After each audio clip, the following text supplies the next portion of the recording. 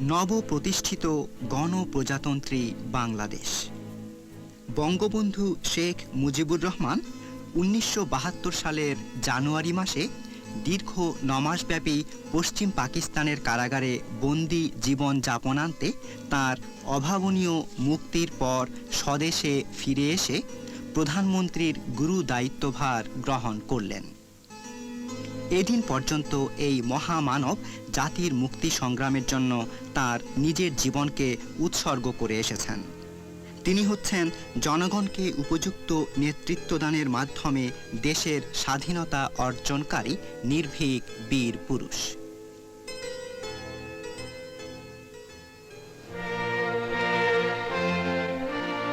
Tokyo হচ্ছে জাপানের প্রাণ কেন্দ্র। একই এশিয়ার এই মহানগরী ১ কোটিরও বেশি লোকের বাসভূমি।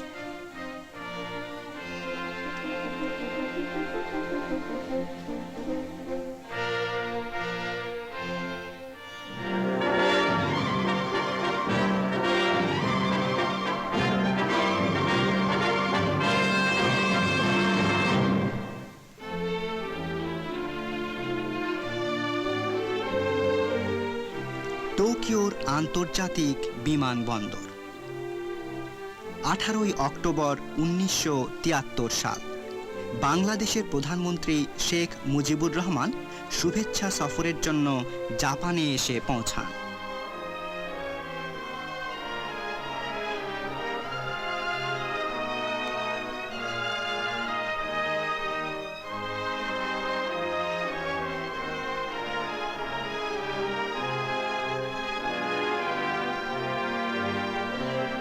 প্রদ্যুৎ গমনকারী প্রধানমন্ত্রী তানাকার সাথে সহাস্যে করমর্দন।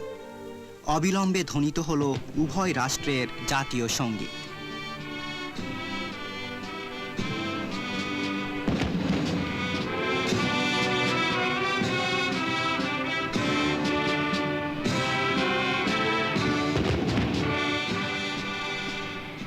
রাষ্ট্রীয় অতিথিদের মধ্যে ছিলেন প্রধানমন্ত্রী স্বয়ং, তাঁর কন্যা রেহানা রহমান ও তাঁর পুত্র রাসেল রহমান। অন্যান্য সহগামীদের মধ্যে ছিলেন পররাষ্ট্রমন্ত্রী ডক্টর কামাল হোসেন ও অন্যান্য উচ্চপদস্থ সরকারি কর্মচারীবৃন্দ। এছাড়াও তাঁর সাথে ছিলেন সাংবাদিক দল ও অন্যান্য সহকর্মীবৃন্দ, সংখ্যায় মোট ৩০ জন। উভয় রাষ্ট্রের প্রধানমন্ত্রী সামরিক অভ্যর্থনা গ্রহণ করলেন।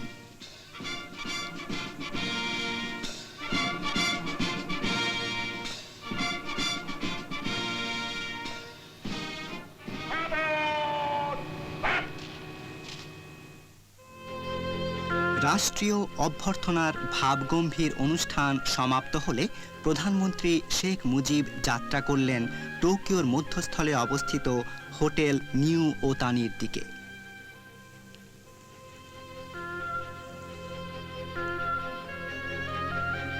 জাপানস্থ বাংলাদেশ দূতাবাসের অবস্থিতি নগরীর মধ্যস্থলে। সার্বিক ক্ষমতাপ্রাপ্ত রাষ্ট্রদূত জনাব আব্দুল মুন্তাকিম চৌধুরী। জাপানে পদার্পণ করেই পথের ক্লান্তি ভুলে প্রধানমন্ত্রী শেখ মুজিব পরিদর্শন করলেন বাংলাদেশ দূতাবাস।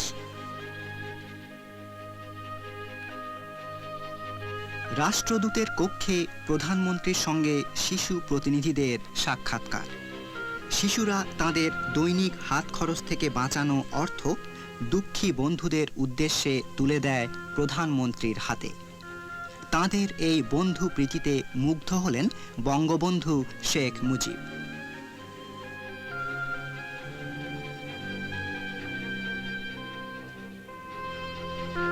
টোকিওর প্রথম রাত।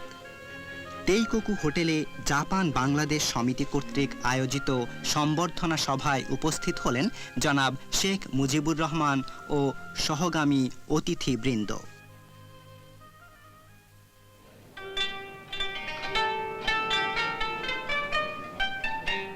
এই সমিতির সভাপতি হচ্ছেন নিম্ন পরিষদের সদস্য মিস্টার তাকাশি হায়াকাওয়া। মিস্টার হায়াকাওয়া অভিনন্দন জানালেন সোনার বাংলা গঠনের লক্ষ্যাভিমুখী ৭.৫ কোটি মানুষের নায়ক বঙ্গবন্ধু শেখ মুজিবুর রহমানকে।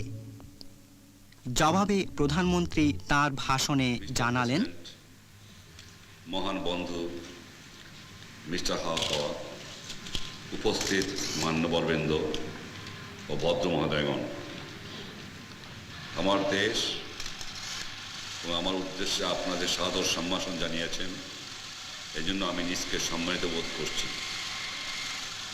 আপনাদের অতুলনীয় আতিথেয়তার আমি জয় বাংলা, জয় জাপান, জয় বঙ্গবন্ধু। সভাপতি তাকাশি হায়াকাওয়া প্রমুখ সমিতির অন্যান্য সদস্যগণ গত বছর মার্চ মাসে নবজাতি প্রতিষ্ঠার অব্যবহতি পরে বাংলাদেশ সফর করে এসেছেন। আজকের সভায় পরিচিত অনেককেই দেখে প্রধানমন্ত্রী শেখ মুজিবের মনে নানান স্মৃতি ভেসে উঠল। পুনর্মিলনের আনন্দে উদ্বেল হয়ে উঠলেন তিনি।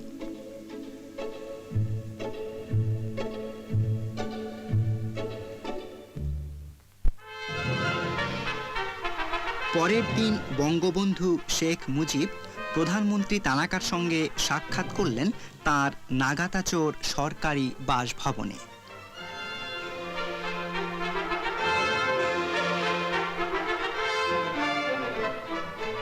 প্রধানমন্ত্রী শেখ মুজিব কৃতজ্ঞতা জ্ঞাপন করলেন বাংলাদেশের প্রতি জাপানের অর্থনৈতিক সাহায্যের জন্য।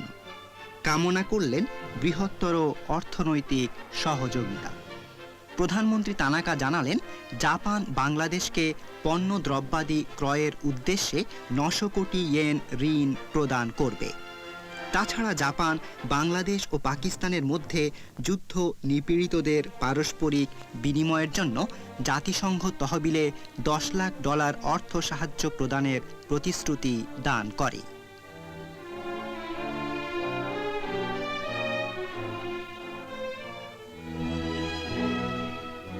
টোকিওতে এখন গগনচুম্বী অট্টালিকার যুগ। অট্টালিকা শ্রেণীর মাঝে অতীত ইতিহাসের স্মৃতিচিহ্ন স্বরূপ দাঁড়িয়ে রয়েছে এদো দুর্গ। জাপানি সম্রাট ও সম্রাজ্ঞীর বাসস্থান জাপানের এই রাজপ্রাসাদে। সম্রাট ও সম্রাজ্ঞীর সাথে সৌজন্যমূলক সাক্ষাৎকারের উদ্দেশ্যে নিজুবাসী বা জোড়া সেতু অতিক্রম করে শ্যামল বৃক্ষরাজি পরিবেষ্টিত রাজপ্রাসাদে প্রবেশ করলেন প্রধানমন্ত্রী শেখ মুজিব। জাপানি সম্রাট বয়সে এখন ৭২, সম্রাজ্ঞীর বয়স ৭০। প্রধানমন্ত্রী শেখ মুজিব সম্রাট ও সম্রাজ্ঞীর সাথে নানা আলাপ আলোচনার মধ্যে দিয়ে প্রীতি ও শুভেচ্ছা বিনিময় করেন।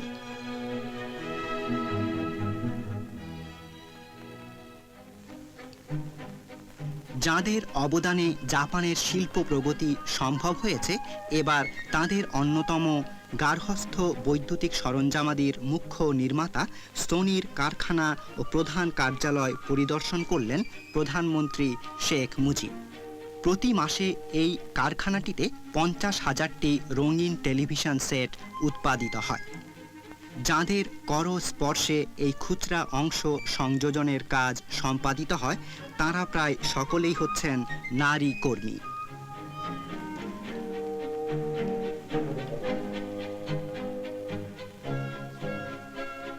রাত্রে তেইকোকু হোটেলে জাপানের ৩টি অর্থনৈতিক সংস্থার যৌথ উদ্যোগে আয়োজিত নৈশ ভোজে সভাপতি মিস্টার উয়েমুরা তাঁর ভাষণে সমবেত জাপানি অর্থনৈতিক সম্প্রদায়ের সদস্যবৃন্দকে বাংলাদেশের অর্থনৈতিক পুনর্গঠনে সহযোগিতা করার জন্য এগিয়ে আসতে আহ্বান জানালেন।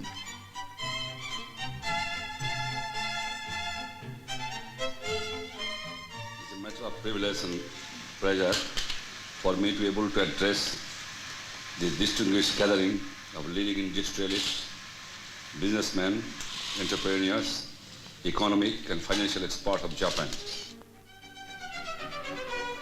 এভাবে নৈশ ভোজ সাফল্যজনকভাবে সমাপ্ত হলো।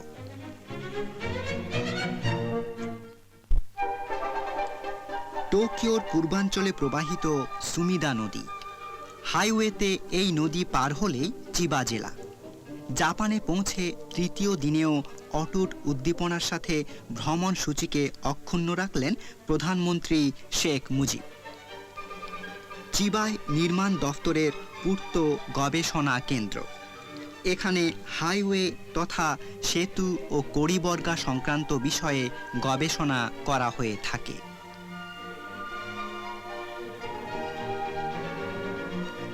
বাংলাদেশ বহু সেতুর দেশ, কিন্তু সে দেশের বহু সংখ্যক সেতু মুক্তিযুদ্ধকালে ধ্বংস হয়ে যায়। আজ এসব সেতুর পুনর্নির্মাণে জাপানের সেতু নির্মাণ শিল্পের সহায়তার আশু প্রয়োজন। এই গবেষণা কেন্দ্র থেকে কিছু সংখ্যক ইঞ্জিনিয়ার বাংলাদেশে আহত হয়েছিলেন সেতু নির্মাণে সহযোগিতার উদ্দেশ্যে। জানালার বাইরে পেট্রোকেমিক্যাল শিল্পের ক্ষেত্রে জাপানে সর্বোন্নত এই অঞ্চলের অগ্রগতির স্বাক্ষর বহন করছে সারি সারি কারখানা, পেট্রোকেমিক্যাল কম্বিনাট। এরপরই ভ্রমণ সূচিতে আছে সুমিতোমো পেট্রোকেমিক্যাল কারখানা।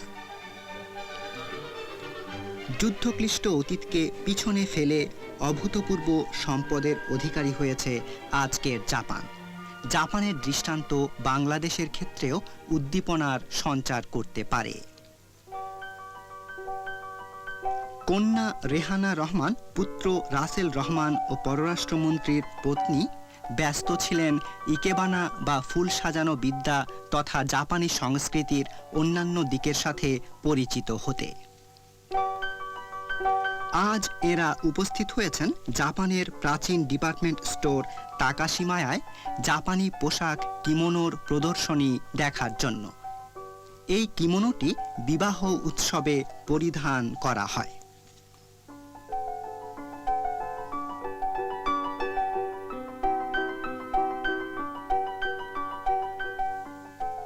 খানিকটা সময় টেম্পুরার দোকানেও কাটল।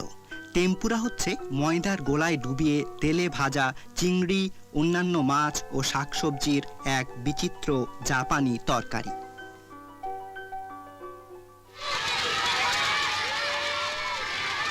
পরিদর্শনের তালিকায় এরপর প্রাথমিক বিদ্যালয়। বাংলাদেশ ও জাপানের পতাকা হাতে শিশুরা স্বাগত জানালো আনন্দ কোলাহলের মধ্যে দিয়ে রেহানা বোন ও রাসেল ভাইকে। জাপানে 4 বছর বয়সে শিশুরা প্রবেশ করে কিন্ডারগার্টেনে। তারপর 6 বছর বয়সে সবাইকে ভর্তি হতে হয় প্রাথমিক বিদ্যালয়ে। এ থেকে মাধ্যমিক বিদ্যালয়ের শিক্ষা শেষ করা অবধি সর্বসমেত 9 বছরের শিক্ষা বাধ্যতামূলক। এই অদ্ভুত জন্তুটি হচ্ছে চীন থেকে পাঠানো জায়ান্ট পান্ডা।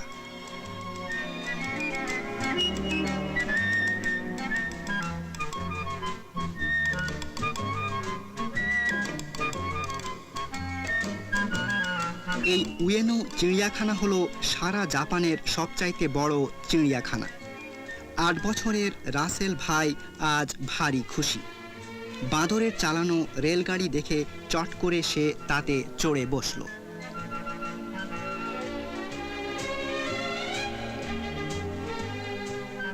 চিড়িয়াখানার পাশেই জাতীয় জাদুঘর। এখানে সকলেই জাপানের ঐতিহ্যবাহী রঞ্জন শিল্পের সৌন্দর্য অবলোকন করলেন অতি সাগ্রহে। সুন্দর জাপানি পুতুল। পুত্তলিকা বিদ্যালয় পরিদর্শনের পর এবারকার মতো শেষ হলো জাপানি কৃষ্টির সঙ্গে পরিচয়ের পালা।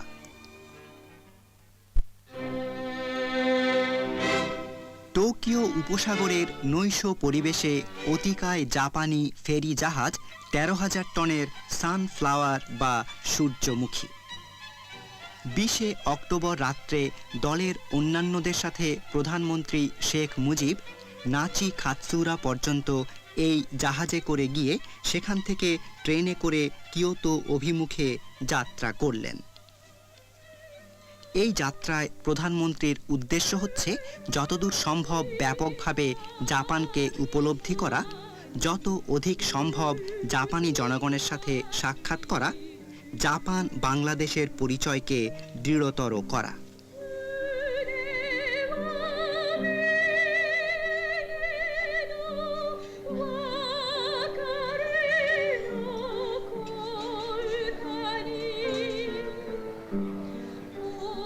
জাহাজের ভোজনকক্ষে সকলেই জাপানি সঙ্গীত ও নৃত্য উপভোগ করলেন।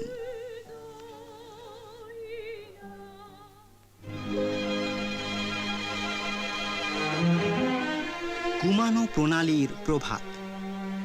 সানফ্লাওয়ারের পার্শ্ববর্তী বিপরীতগামী জাহাজের জানালা থেকে সপরিজন প্রধানমন্ত্রীকে সম্বর্ধনা জানালেন জাহাজটির যাত্রীদল।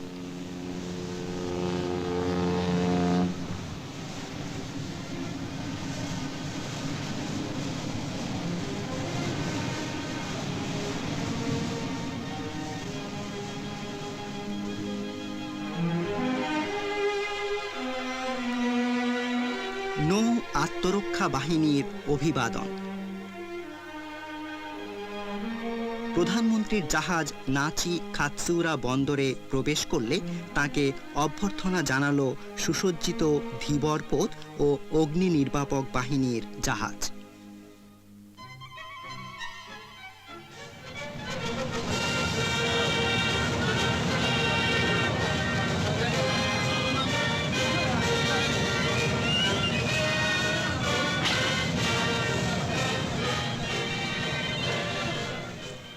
জাহাজ ঘাটে ওয়াকায়ামা জেলার গভর্নর সহ সমবেত জনতা স্বাগত জানালেন প্রধানমন্ত্রী শেখ মুজিবকে। তাঁদের সহৃদয় অভ্যর্থনার উত্তরে প্রধানমন্ত্রী অকুণ্ঠ ধন্যবাদ জানালেন।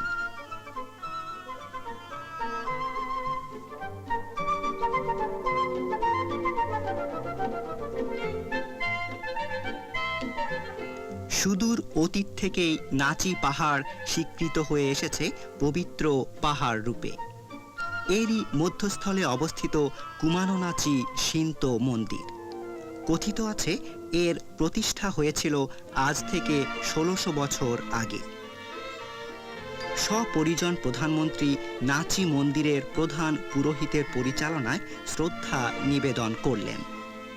নাচির জলপ্রপাতের কাহিনী শ্রবণ করলেন অতিথিবৃন্দ।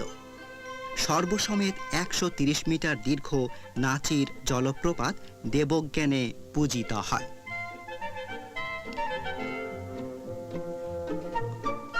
প্রধানমন্ত্রীর জনপ্রিয়তা সর্বস্থানেই পরিব্যাপ্ত। কি খাতসুরা স্টেশনে স্থানীয় অধিবাসীদের সম্বর্ধনা দল অপেক্ষা করছিল।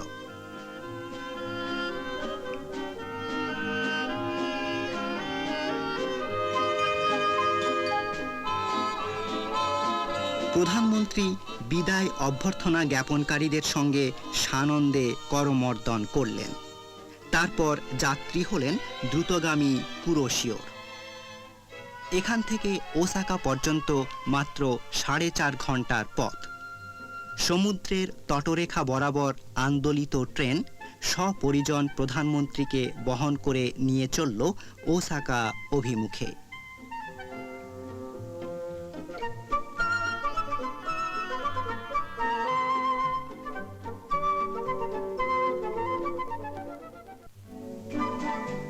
ত্রিশ লক্ষ লোকের বাস এই ওসাকা নগরীতে। টোকিওর পরেই জাপানে ওসাকার স্থান বাণিজ্য নগরী হিসাবে। অতীতে জাপানের অর্থনীতির প্রাণকেন্দ্র ছিল ওসাকা। এখানকার লোকেদের স্বাধীনতাপ্রিয় সহজাত মনোভাব থেকে গড়ে উঠেছে পুতুল নাচ, কাবুকি ও লোকশিল্পের বিভিন্ন শাখার ঐতিহ্য। আজ ওসাকার আকাশ মেঘাবৃত।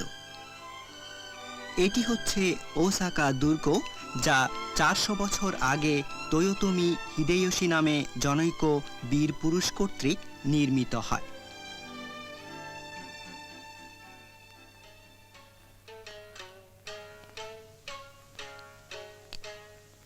এই রাতে পররাষ্ট্র দফতরের ওসাকাস্থ জনসংযোগ বিভাগের কর্মাধ্যক্ষ মিস্টার নেমোতো প্রধানমন্ত্রীর জন্য কিয়োতোর একটি জাপানি রেস্টুরেন্টে বেসরকারিভাবে নৈশ ভোজের আয়োজন করেছিলেন।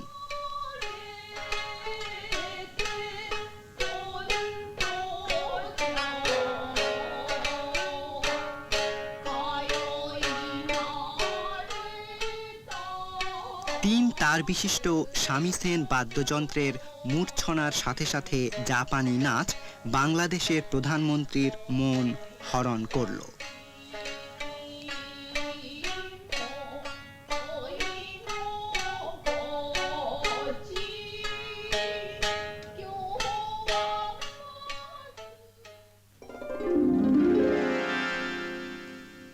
দীর্ঘ 1000 বছরব্যাপী একটানা কিয়োতোই ছিল জাপানের রাজধানী। নগরীর শান্ত পরিবেশে মিয়াকো হোটেলে রাত্রি যাপন করে পরের দিন কিয়োতো নগর দর্শনে নিষ্ক্রান্ত হলেন প্রধানমন্ত্রী। কিয়োতোর গোশো বা প্রাক্কালীন রাজপ্রাসাদ। শিশিদের নামধারী এই কক্ষে অতীতে বহু গুরুত্বপূর্ণ রাষ্ট্রীয় অনুষ্ঠান সংঘটিত হয়েছে।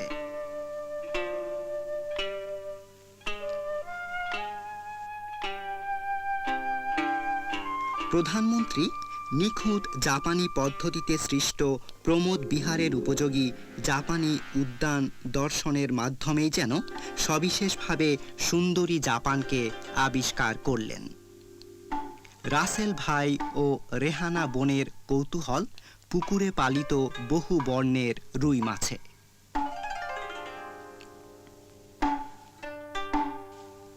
এরপর নিজ প্রাসাদ।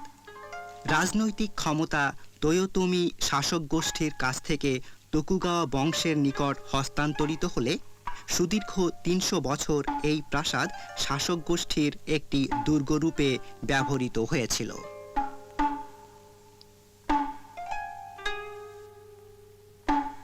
গাছে অবিকৃত প্রকৃতিলব্ধ পাথরে আর পানিতে বিশেষ মুড ফুটিয়ে তোলে জাপানের উদ্যান। গভীর এর সুষমা, সুদীর্ঘ এর সৌন্দর্যের ঐতিহ্য। সপরিজন প্রধানমন্ত্রী আহুত হলেন নিজ প্রাসাদের উদ্যানে জাপানি চা পান অনুষ্ঠানে। এই বৌদ্ধ মন্দিরটির নাম সানজু সান গেন্দো, অর্থাৎ 33 হাত লম্বা মন্দির। এর অভ্যন্তরে স্বর্ণাভ সহস্র বুদ্ধ মূর্তি রয়েছে।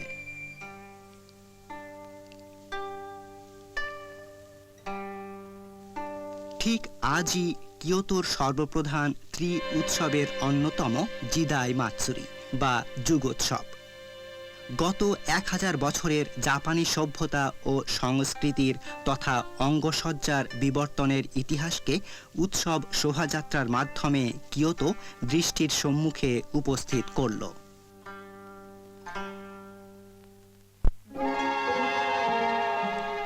কিয়োতো নগর পরিদর্শনান্তে কিয়োতো স্টেশনে প্রধানমন্ত্রী শেখ মুজিব ও তার সঙ্গীরা শিনকানসেন রেলপথের হিকারি বা আলো নামের গাড়িতে উপবিষ্ট হয়ে ঐতিহাসিক স্মৃতিমণ্ডিত এই নগর থেকে বিদায় নিলেন।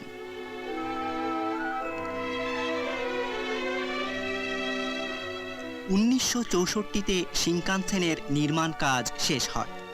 হিকারি ট্রেন এই লাইনে ঘন্টায় গড়ে 200 কিলোমিটার গতিতে ছুটে চলে। ওসাকা ও টোকিওর মধ্যবর্তী 600 কিলোমিটার দূরত্ব অতিক্রম করতে এই ট্রেনের মাত্র 3 ঘন্টা সময় লাগে। বুলেট ট্রেন নামে পরিচিত এটি হচ্ছে বর্তমানে বিশ্বের দ্রুততম ট্রেন। আজকের আকাশ সুপ্রসন্ন, স্পষ্টভাবে দৃশ্যমান ফুজিয়ামা পর্বত প্রধানমন্ত্রীকেই যেন স্বাগত জানাচ্ছে। উচ্চতায় ফুজিয়ামা 3767 মিটার। জাপানের প্রতীকরূপেই এই পর্বত বিশ্ববিখ্যাত। টোকিওয় ফিরে এসে প্রথম রাত্রি তেইকোকু হোটেলের ফুজিনোমা নামক কক্ষে জাপানস্থ বাংলাদেশ রাষ্ট্রদূত এক সম্বর্ধনা সভার আয়োজন করেছেন। প্রধানমন্ত্রীর পাশে রাসেল ভাইও ছোট্ট হাত বাড়িয়ে শুভেচ্ছা জানালো।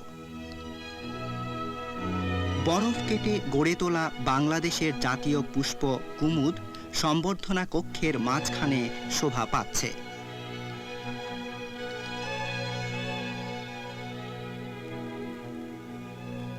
প্রধানমন্ত্রী শেখ মুজিব জাপানি পররাষ্ট্রমন্ত্রী ওহিরা সহ রাজনীতি, অর্থনীতি, সংস্কৃতি ইত্যাদি বিভিন্ন মহল থেকে আগত প্রায় 400 জন অতিথির সাথে শুভেচ্ছা বিনিময় করেন।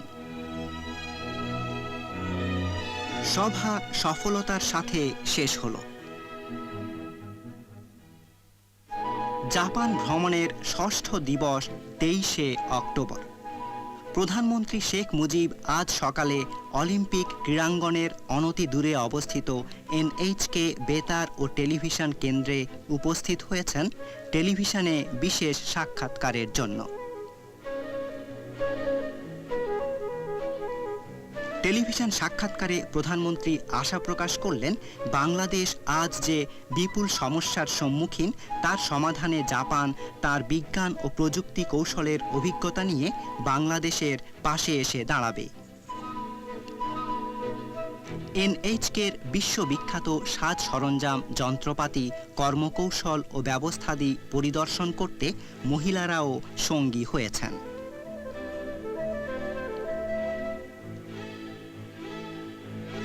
টেলিভিশন সাক্ষাৎকারের পরই প্রেস ক্লাবে আয়োজিত সাংবাদিক সম্মেলন। স্বচ্ছন্দ ভাষণে প্রধানমন্ত্রী মুজিববাদ সম্পর্কে ব্যাখ্যা করলেন। নিজের আদর্শে তার অটল বিশ্বাস তার প্রতি সমবেত ব্যক্তিদের আস্থাকে দৃঢ়তর করে তুলল। সাক্ষাৎকারের শেষে পরস্পর উপহার বিনিময়।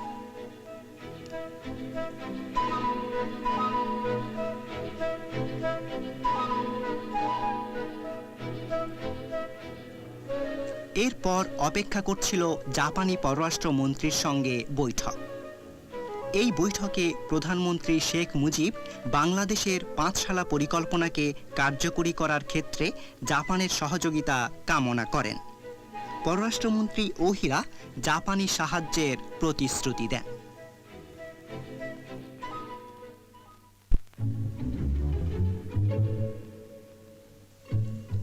টোকিওর সর্বশেষ রজনী। নিউ ওতানি হোটেলে নিপ্পন বাংলাদেশ সমিতির উদ্যোগে প্রধানমন্ত্রী তথা বাংলাদেশের জনগণের উদ্দেশ্যে আয়োজিত চায়ের আসর। প্রধানমন্ত্রী শেখ মুজিবের পরনে জাতীয় পোশাক।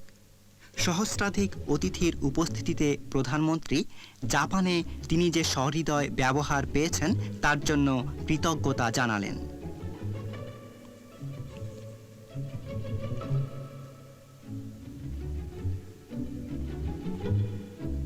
এই আসরে প্রধানমন্ত্রীকে উপহার দেওয়া হলো একটি জাহাজে নির্মিত ভ্রাম্যমাণ চিকিৎসা কেন্দ্রের মডেল ও ক্যাটালগ। প্রধানমন্ত্রী শেখ মুজিব সাকাকিবারা নৃত্য সম্প্রদায় কর্তৃক পরিবেশিত বাংলাদেশের নৃত্য দেখে মুগ্ধ হন।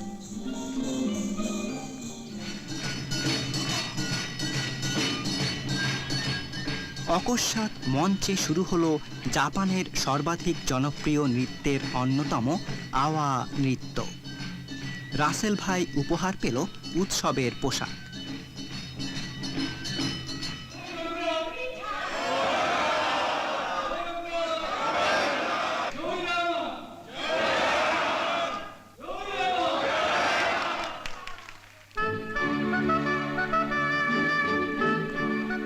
সর্বশেষ অনুষ্ঠান ছিল স্বগৃহে সস্ত্রীক প্রধানমন্ত্রী তানাকা কর্তৃক আয়োজিত নৈশভোজ।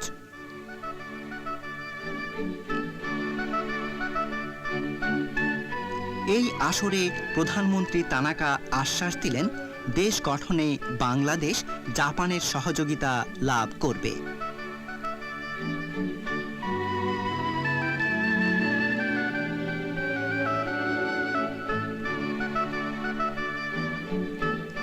নবজাত রাষ্ট্রের জনক শেখ মুজিবুর রহমান গভীরভাবে রেখাপাত করলেন প্রধানমন্ত্রী তানাকা সহ সমগ্র জাপানি জনগণের হৃদয়ে। এখানেই তার জাপানের সফরসূচি সমাপ্ত হলো।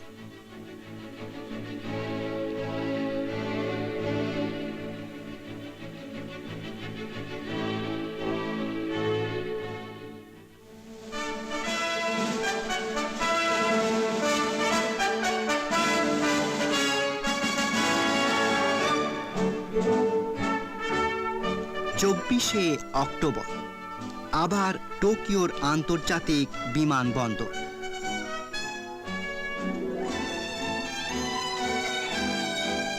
পররাষ্ট্রমন্ত্রী ওহিরা সহ আরও অনেকে প্রধানমন্ত্রী শেখ মুজিবকে বিদায় জানাবার জন্য বিমানবন্দরে সমবেত হয়েছেন।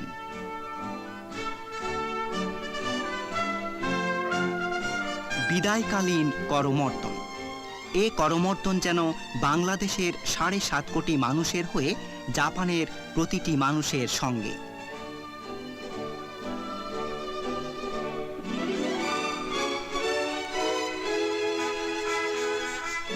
জাপান সফর সফলভাবে সমাপন করে স্বদেশাভিমুখে যাত্রা করলেন প্রধানমন্ত্রী শেখ মুজিবুর রহমান। আবার আগামীকাল থেকে শুরু দেশ গঠনের কাজ। দীর্ঘ, সুকঠিন কিন্তু পরম শ্লাঘায় মণ্ডিত। পিছনে রইল জাপানের সহযোগিতা। সায়োনারা, বিদায় জাপান। জয় বাংলা, জয় জাপান, জয় বঙ্গবন্ধু।